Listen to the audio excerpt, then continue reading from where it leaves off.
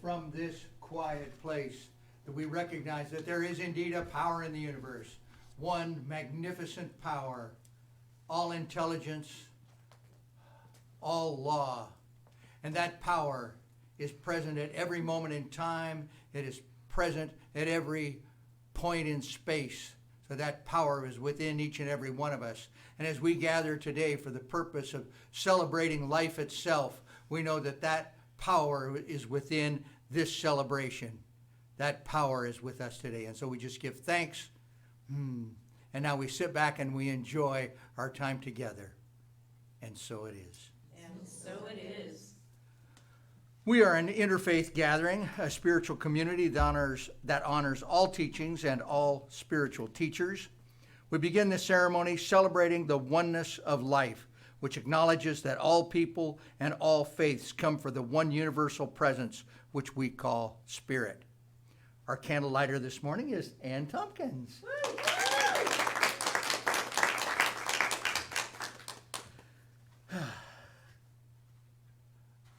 So let us begin. Going to be an adventure today. Oh, good. Yeah, yes. Plan B.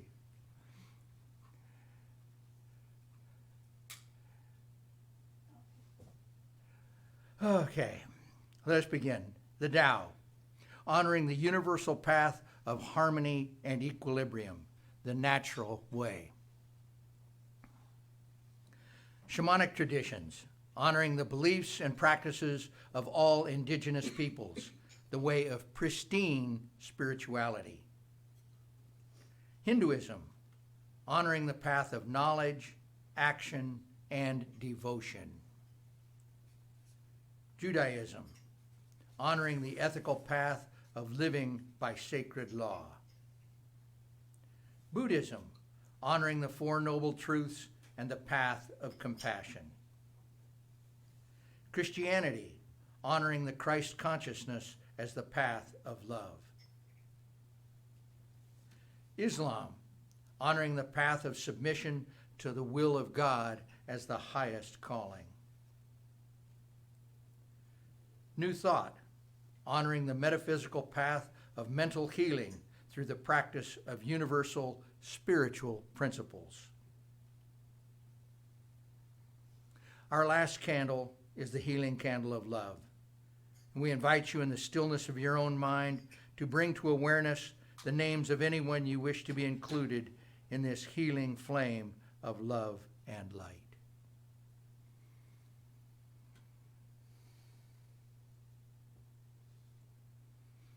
Now that all of our flames, our faith are fully lit, we move forward into our celebration, realizing and reaffirming that all paths lead to God. Thank you, Ann. You'll join me in our purpose statement. Our purpose, it's our reason for being. We awaken and inspire love and oneness. Our vision, what is it that we want to create or become? We are an empowered, uplifting, inclusive community. And finally, our mission. How are we going to do this? We teach spiritual transformation with grace and joy. With Judy here today, we get joy. Our sacred reading this morning comes from the Science of Mind text by Ernest Holmes. This original life is infinite. And the O and L are capitalized, original life. And by that, I take it to mean that he means God. This original life is infinite. It is good. It is filled with peace. It is the essence of purity. It is the ultimate of intelligence. It is power. It is law. It is life. It is in us. In that inner sanctuary of our own nature, hidden perhaps from objective gaze, nestles the seed, perfection.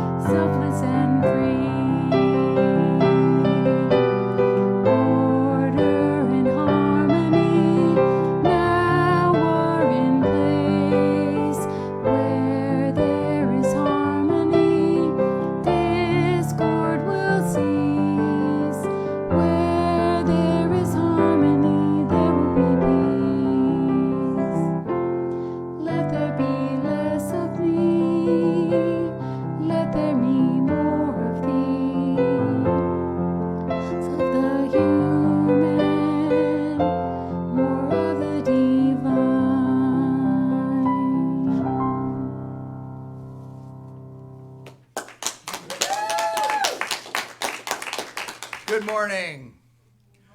Welcome to the Alaska Center for Spiritual Living. Whether you're here in person, we've got a few people here today, or whether you are online with us, welcome to our center, and thank you for tuning in. We know that perhaps the most precious thing one can give another is their time. Thank you for giving us your time this day.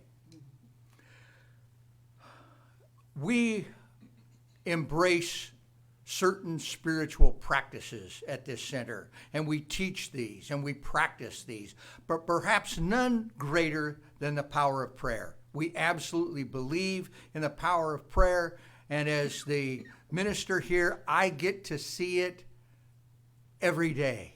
I get to see the outpicturing and the power of prayer. People always kid me. I always say TSRW. This stuff really works, and it absolutely does. And there are many ways that you can receive prayer. Perhaps the easiest way is to send an email to us at office@cslalaska.org.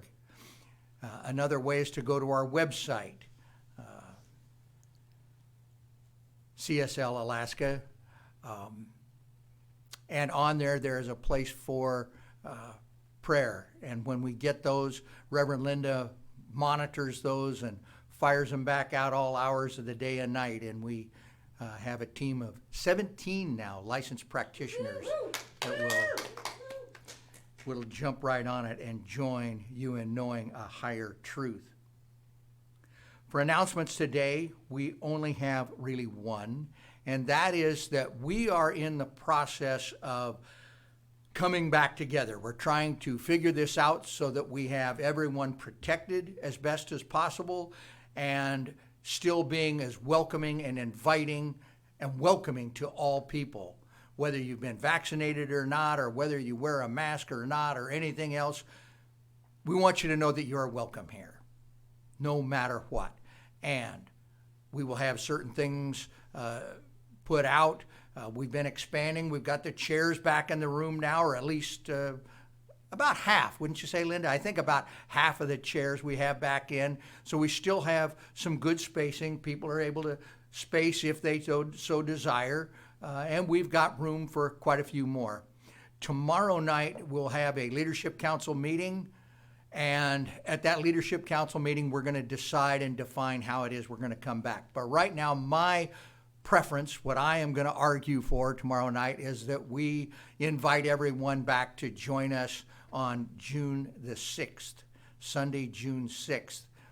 And Spirit, I swear, loves to give us challenges. Even this morning, Facebook wasn't cooperating. We had other things going on. There were so many different things all coming at once. And what an honor it is to work with such a group of people who are grounded in spirit and not let any of the effects pour over us and knock us down. And in every case, in everything that went wrong, there was somebody to step forward with the answer and have it all come together. There was an old TV series, and one of the lines at the end after the good guys won, and he'd always say, I love it when a plan comes together. And that's kind of like what every Sunday is here. I love it when a plan comes together. Thank you, ladies. You're amazing. Announcements. Boy, and we're really ahead on time. Things are good. Coming soon, we are making preparations for our person online Sunday service. More details will be next week. Our guest speaker this morning is Stevie Leniear.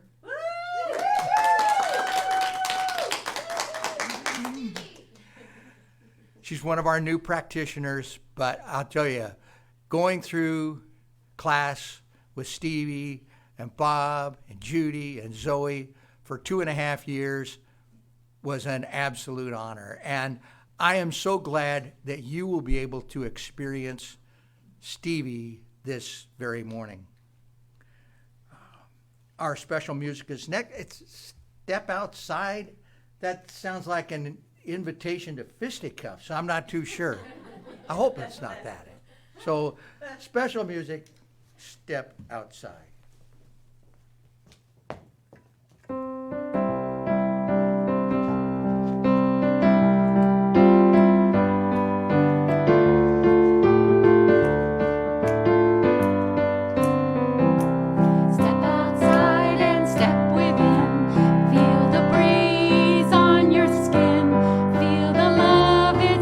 When you step outside, you step within.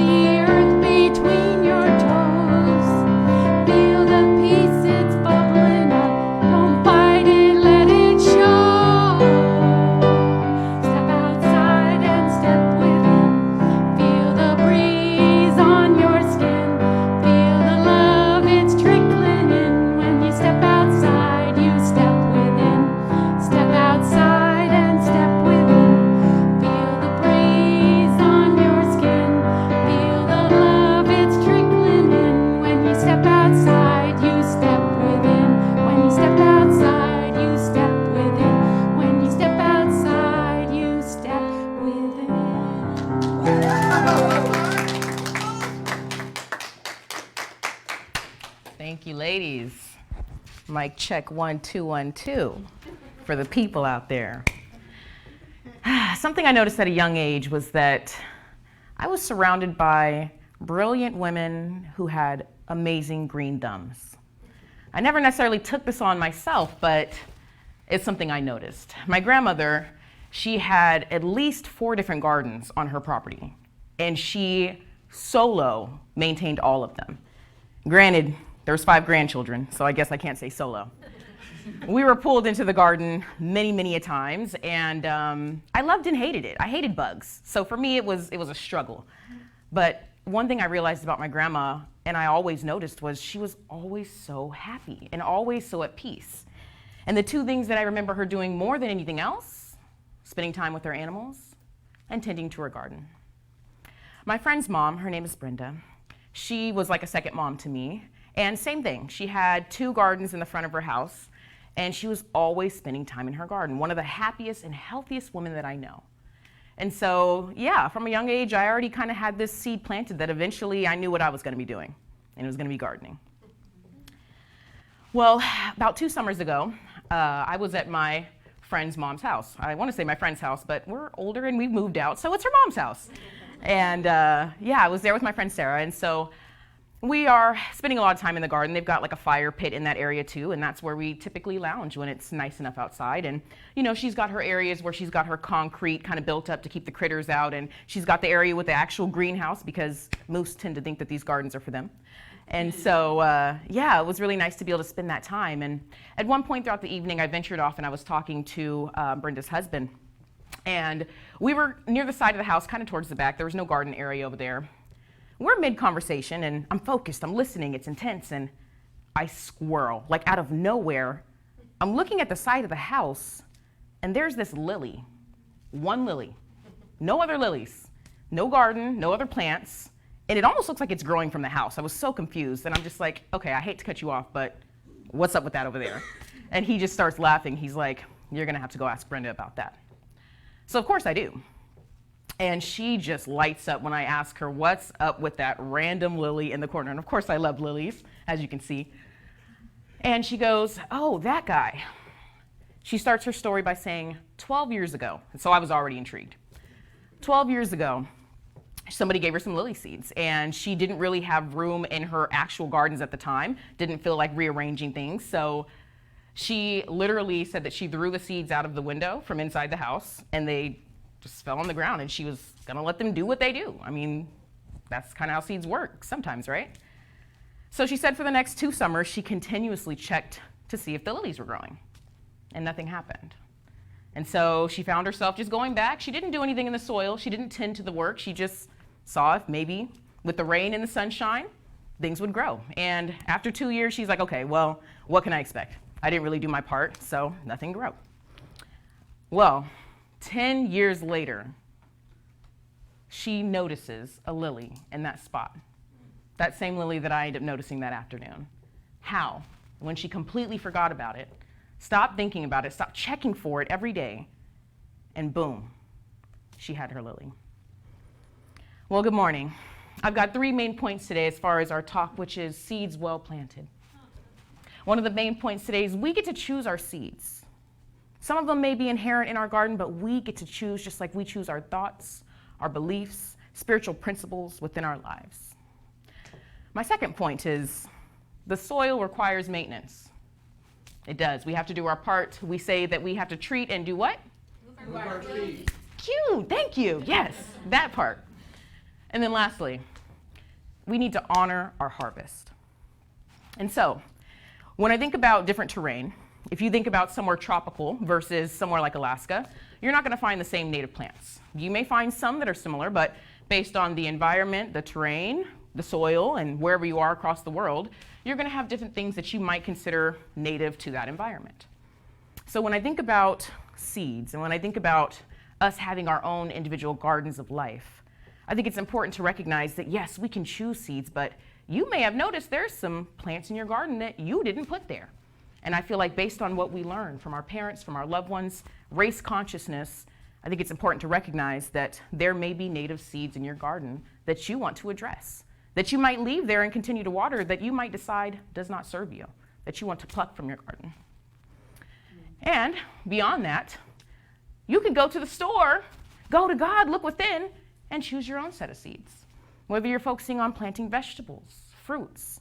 If you're going for the aesthetic appeal and you're looking to plant tulips, you might choose roses. It could be the lily.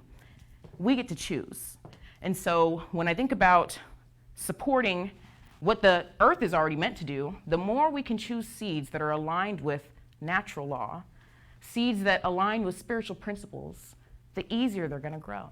So yeah, you could think of that awesome red car that you want, and that's the seed you want to put in your garden.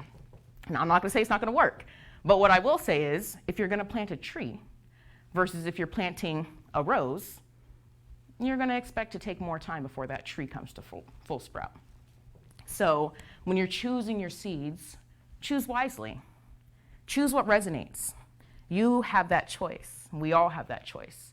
And so as you inspect your garden and you go home and you think about that, take a look at what's already there and what you may want to add to that. Things such as happiness, confidence, abundance, peace, harmony. These are the seeds that I choose. I think it's also important to recognize that there is a relationship between the seed and the soil. And so I think about the story of the sower, and I'm sure this has been said in this center before. But in a nutshell, this gentleman receives, let's say, 4 seeds that are the exact same plant. Let's say it's seeds of harmony for the sake of this metaphor. Now, what he was told to do was spread your seeds, do not discriminate where they fall. And so what we noticed was some seeds fell in gravel. Some fell into soil that was ready. Some fell into soil that was kind of thorny, had some rocks in there, but it was all right. And this gentleman saw that he had some plants, he had no plants, and he had some plants that they needed a little bit of love.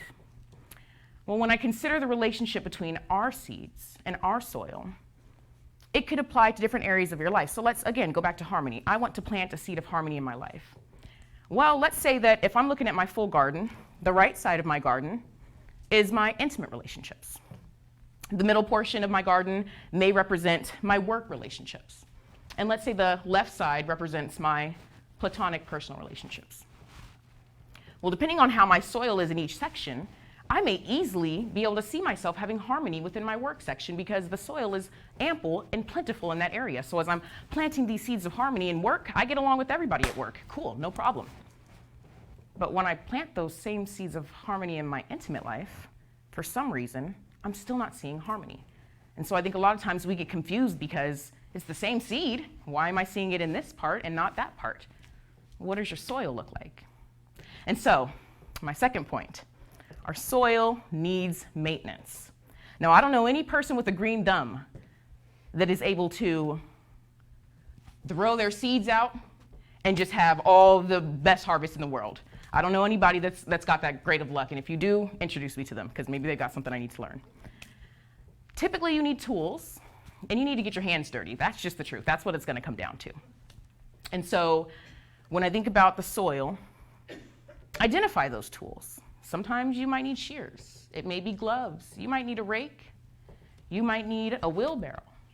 You might need a team, depending on how deep your soil might need to be uprooted. And so without the tools, yeah, we can scatter seeds all day, but how likely are they to flourish? And so as you're thinking about your tools for your garden, how does that translate to real life? Because that's the whole point here. Well, what are some of those tools that we preach? Affirmations, journaling. Is it meditation? Is it actually getting outside in the garden and planting your feet because nature restores us? Is it prayer? Find your tool so as you plant these seeds, they grow. They get invested in the soil. So again, without the tools, it can be done. But do we want to work smarter? Do we want to work harder? So again, your soil, it's important to recognize not only do we have the tools so we can do our work, we have to understand how the soil is and how it works. So if we refer to our beautiful symbol here, if you've ever heard of the seed soil plant, that middle portion represents the soil. It also represents what we call here the creative medium, which is kind of like a fancy term for that law. The law that always says yes. However, there's a very important piece of this. The soil, which may represent the law that says yes, that's what it is programmed to do, to the degree of which we believe. And so, say you were raised really wealthy. So you have a belief that wealth and prosperity is kind of your God-given. And so it's never something, you believe it. You believe that it is always going to be. You don't necessarily have to think twice about it. But if you were potentially raised in a home where you didn't see love, didn't see self-love, you may not believe that people are worthy of that. And so the law is going to respond to the level of that belief. And so your soil, again, requires that work. And it's also important to recognize that it does have programmed within it the correspondence to bring fruit to that of which we plant into it. And so, why is this important? Because a lot of the times, we don't let the law do what the law do, and we start interrupting. We as in me, it's me here. I've done this. So think about if you've got this beautiful garden, and you've spent this time planting these seeds, and who knows, it could take a 6-month time before you're supposed to get your plant. It could be a year. It could be that summer. You're supposed to see it in a couple weeks, depending on what you're planting. But no matter what it is, if you start going into that soil, you just start digging things up to see if those roots are coming through, guess what you're going to do? You're going to damage that plant. You're going to compromise your seed. So every time we start to worry, every time we start to consider, is this going to happen? Am I going to see my plant? Am I going to get the fruit? We start to compromise what's happening under the soil, because the law will say yes as long as we believe that it will. And so getting your hands dirty and then knowing when it's time to walk away is so important. And I've got my own story in regards to that too. A couple summers ago, I bought myself some lilies. Here we are with lilies again. I can't tell you why this decided to come up in my story twice, but I bought myself some lilies, and I think when I bought it, it was probably like a bouquet that had maybe 6 or 7 lilies in it. And when I bought it, half of them were already blooming and beautiful, and half of them were still very much so lip sealed. I'm like, okay, no biggie. I'm gonna put the little food into the water like I'm supposed to, mix it up, throw it in the sunlight, and let it do what it do. Well, of course, me being how I am, I found myself every day that I got home from work checking on my lilies. Why would I not? And of course, it was this excitement at first. But day 3, day 4, I'm not even seeing a tiny bit of this plant start to open up. And I don't know that much about nature, but I'm like, I know you should be opening soon because the other ones are already, they're open. So about a week in, I'm noticing that every time I reapproach this plant, my energy is lower. It's heavier, it's darker, it's more filled with doubt. And I started to notice that the lilies that were already blooming were starting to die. And so at this point, I'm like, well, if these guys are already dying, then I got some duds. And I just had to accept it, I got some duds. Maybe they weren't gonna, and that's okay, because you know what? That's what happens in life. So I tend to leave my flowers up for a while.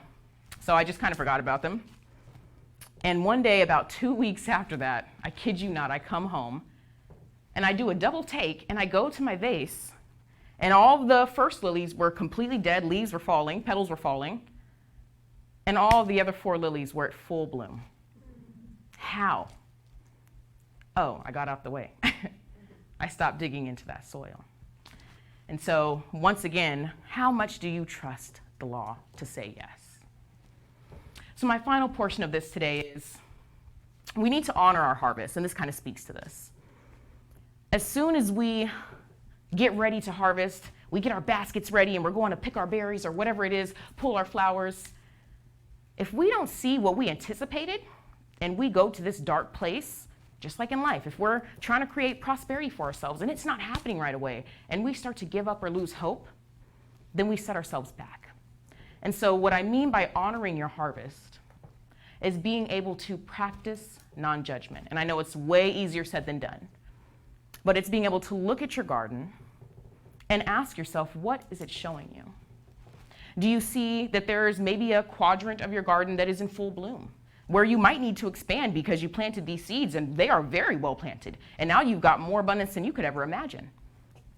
Are there areas where nothing sprouted, where you know you put the seeds there, similar to Brenda, but nothing came up, to where now you know you've got a cue to go back to the soil? Are there seeds that came 4 feet tall when they were supposed to hit 6 feet tall? So you're almost there, but you need a little bit more trust, faith, belief, maybe a little bit more use with those tools, and you would get that full 6 feet. My question to you is, what is in your garden, and what is it telling you? And have you taken the time to honor that harvest? Because at the end of the day, you can always choose again. And I think that that is one of the biggest things that I want to reiterate, is sometimes we do get into that point where we don't see the plants and we give up, but you can always choose again. Or maybe you planted all these seeds and you've been planting these seeds, and now you've got this entire garden full of roses, daisies, and tulips, but you're hungry. And now you realize you need some strawberries too. We can always choose again. And to me, that is what I think of when I think of seeds well planted. It's releasing the judgment. It's honoring what is coming up easily and effortlessly and making room for more. And it's having the passion, the determination, and the patience, if I may, to go back and try again. So my takeaways: what seeds are you going to add to your garden? What seeds have you maybe been keeping in your back pocket because you just don't want to go through that pain of they might not come to life, so why even put them in there? What tools are you missing in your toolbox, in your toolkit, that are going to help you make it way easier to bring your dreams to life? And where have you stopped honoring your garden? Where have you cast too much judgment on yourself to where you've completely ignored that back half?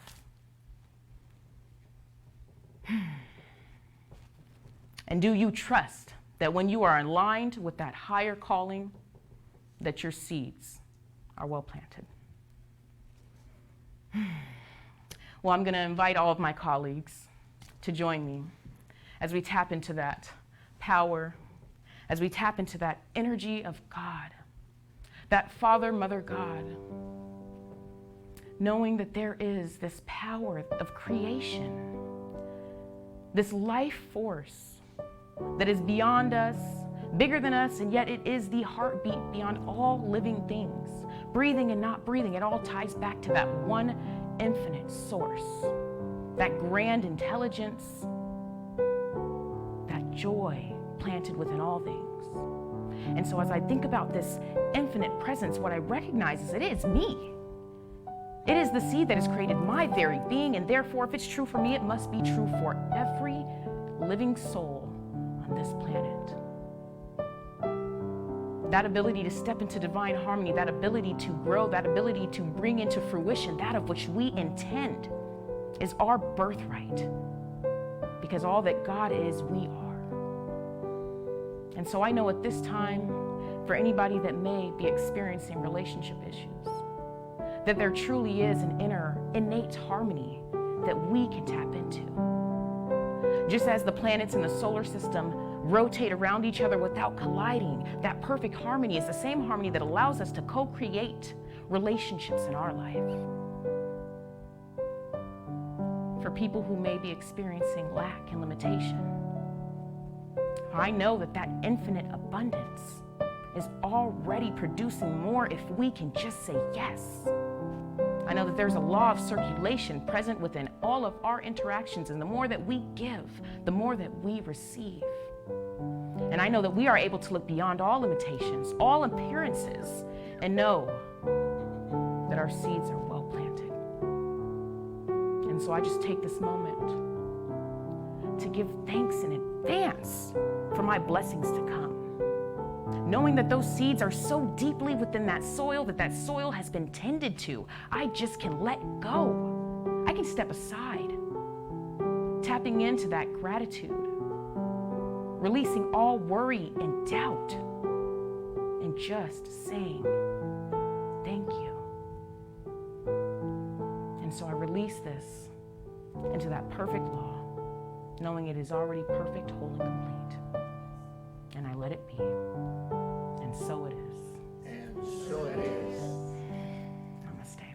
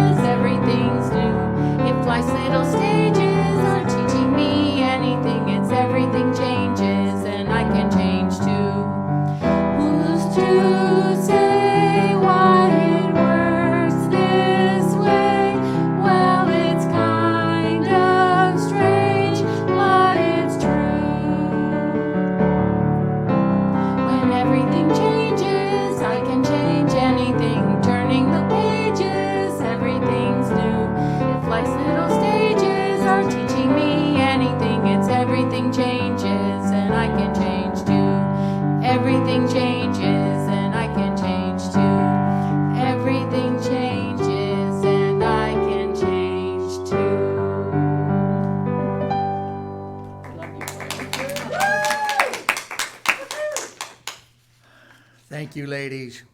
Now is the time in our service where we are afforded the opportunity to participate in another one of our spiritual practices, that being the practice of stepping into the law of circulation.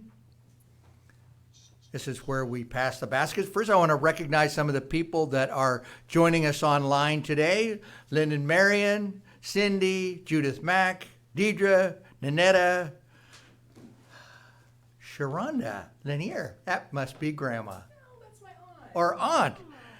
Kaleem, Heather Pinchback, Wendy Dunton. Don't know Wendy. Michelle Elmore Jones, Ziona Brown. So thank you for watching today. I know that there are many more people who are either watching live and aren't in the chat room or will watch again either on Facebook or on YouTube. Thank you, Stevie, for the powerful message today. Mm-hmm. That was... I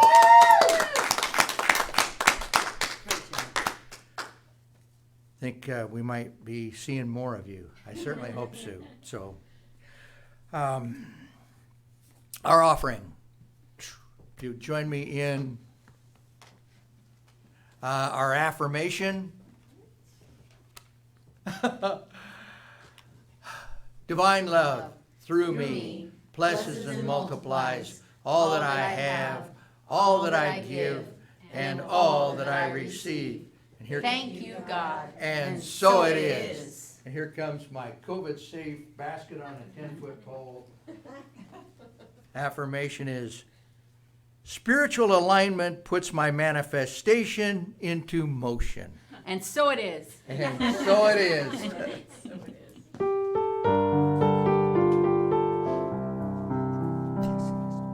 In the silence there is peace. In the silence there is unspoken joy. In the silence there's release from a world filled with chaos and noise. I awake to these precious moments when I hear all that could never be said, and right here in this holy silence I find God, I find myself.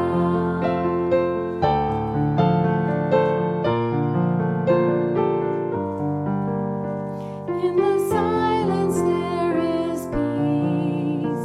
In the silence there is unspoken joy.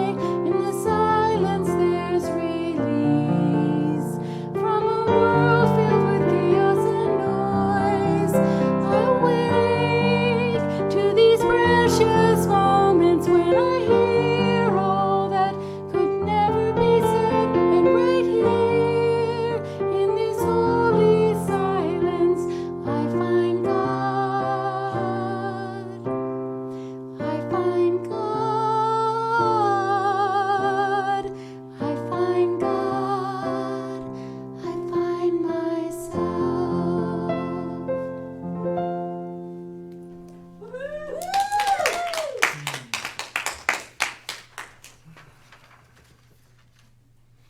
So as our service draws to a close this day, we just simply recognize that this service today has indeed been the activity of a higher power that has stepped in and guided us through this. What an experience this is. And so we just give thanks. We give thanks for our awareness of the presence of that higher power in our lives, in this service today, in all that we do. And we know that this powerful message this day rides with us far beyond today, far beyond the week that's ahead. For we know that we choose our own seeds. Our gardens are filled with seeds of our choosing. We know that we have the capacity and the ability to tend the soil in our garden. And we can choose to sow the seeds of harmony, using the tools of affirmation and prayer and meditation. And we step back and we honor our harvest, knowing that we can choose again if we find that we have raised too many flowers and not enough vegetables. And so we just give thanks. And we step back and we embrace life. And so it is. So it is. So it is. For this next song, please stand wherever you are, at home or here.